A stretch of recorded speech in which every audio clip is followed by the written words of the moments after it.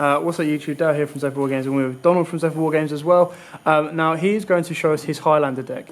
Now before we get into it, I'll let Donald explain exactly what a Highlander deck is in case any of your locals kind of... So the reason behind this video is because we had a locals that once said to us, we're going to play a Highlander deck, and I was like, well, I don't know exactly what to be looking for. So this is just to help you kind of get an idea of what a Highlander deck looks like. So without further ado, Donald, would you like to explain what a Highlander deck is? A Highlander deck is where all the cards all the cards in the deck are different. So there's no copies of a card in the deck. So essentially, yeah. So what you're looking here is probably 40 different cards. All of them just work in their own ways, and that's essentially what Highlander is. It's all about how you're creative with the deck and creative with what combos you're able to come up with the cards as they're only one-offs, and how creative you are in playing the deck and seeing how other people play the deck. So let me just start off. I would like to give credit to my friend Anthony. He's the one who actually gave me the deck recipe. This deck recipe is based on his ever-changing deck, which is the Highlander deck. He initially started it from playing the video games, which you only get the cards off, and then you essentially build the deck as you further progress in the game. So a lot of the cards were just one-offs, and he built the deck. He got the deck recipe, played them on Dev Pro. I then copied it over to make it a reality, and his deck recipe ever changes with all the new stuff. And obviously this is not exactly a set build because it's Highlander. There's nothing you need to have or not have.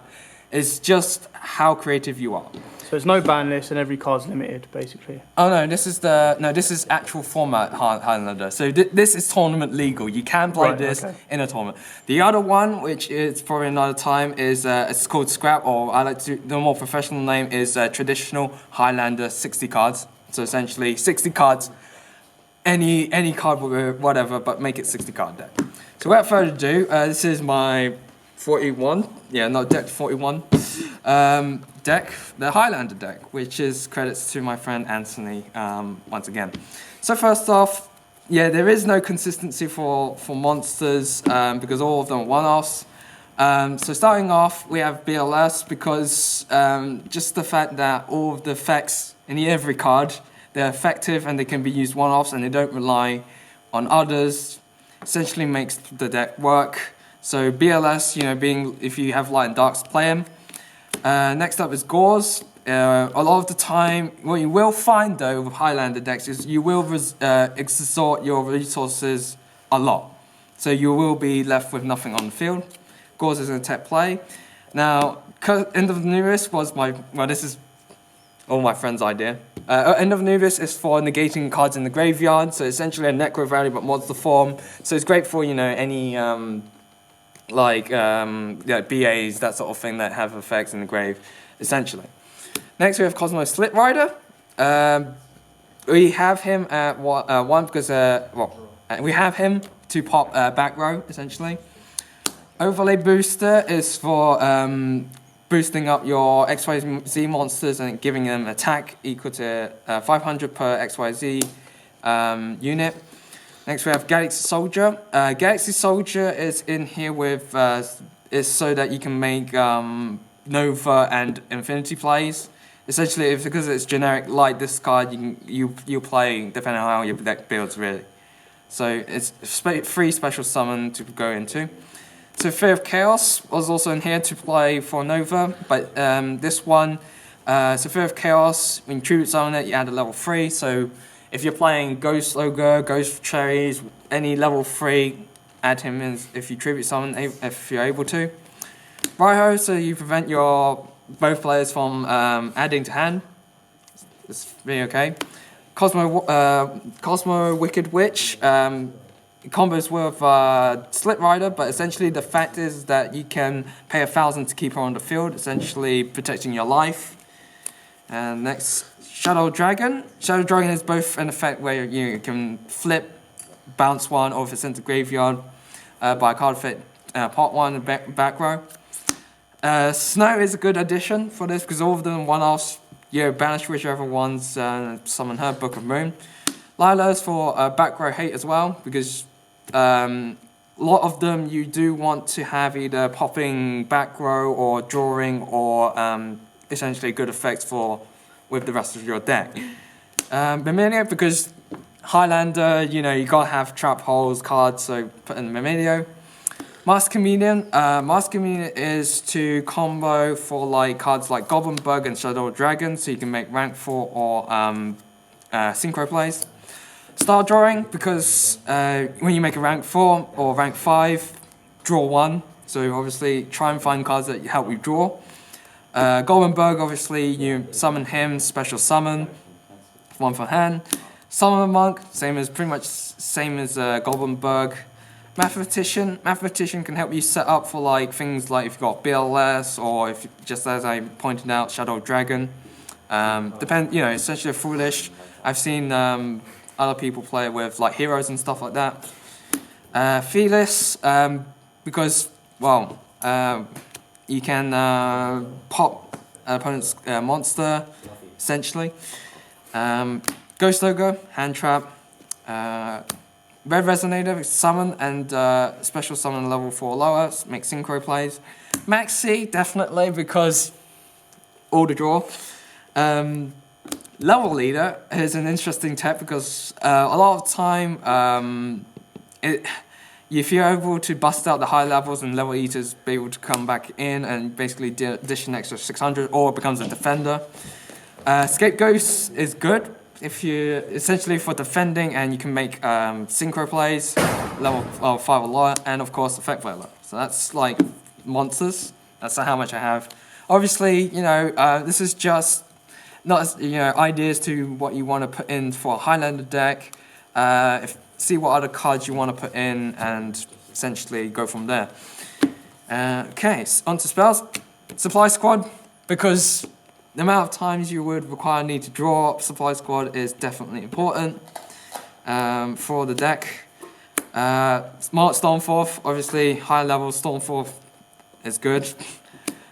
Ego Boost, this can help out in times where if you're being attacked or attacked, you gain 1,000 attack. I mean, you could use Blustering Winds or Backup Rider, up to you. But yeah, my friends put in the Ego Boost. Twin Twisters, back row destruction.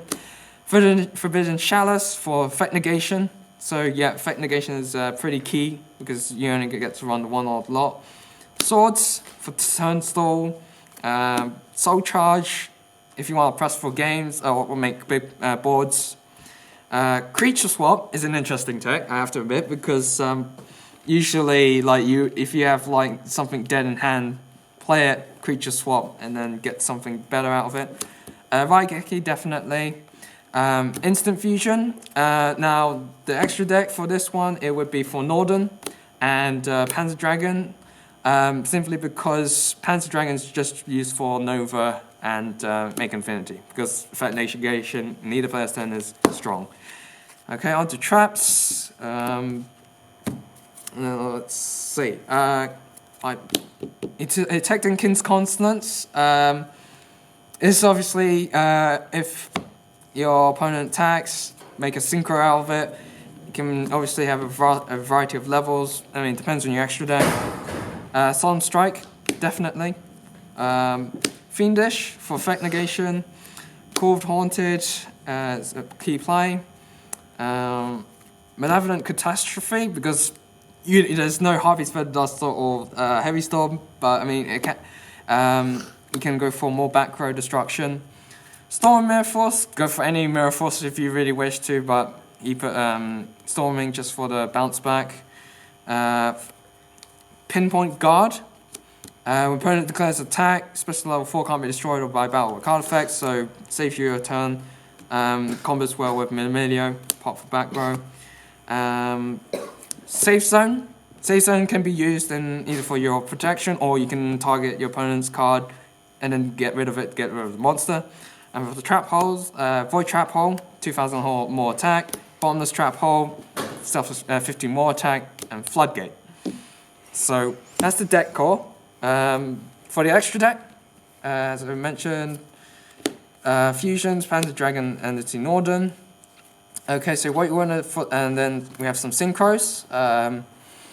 Catasta, because he gets out for, essentially probably either Armades, Catasta, level 5, put one level 5 in, it's good for play. Level 6, Core Dragon, Stardust Charge Warrior, for draws really, depends on really what you're up for, what you're against. Clear Wing, because a lot of time there's going to be targets. I mean, you could go try and put in Crystal, but like Clear Wing on its own is very good. Black Rose is for just literally board wipes. That's all you're really going to use it for. Skylight for burn and for massive damage. Next I have for XYZ's, got Nova Infinity. This deck plays using, obviously, trying to get Infinity, because in the Highlander deck, or in any general sense, effect negation.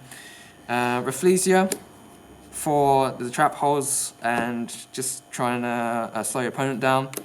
Utopia Lightning with Utopia, obviously, because Utopia is very great, very good, and basically you won't need the Armades in level 5s. Honor Arc just to steal. Chamus, Tiras, because rank 5 being can't be destroyed by card effects, I think it was. And obviously at the end of the damage step, you can pop one of your opponent's cards. So that's the deck profile. There's also, I mean, this is like, I don't know what iteration this is, because I've essentially started off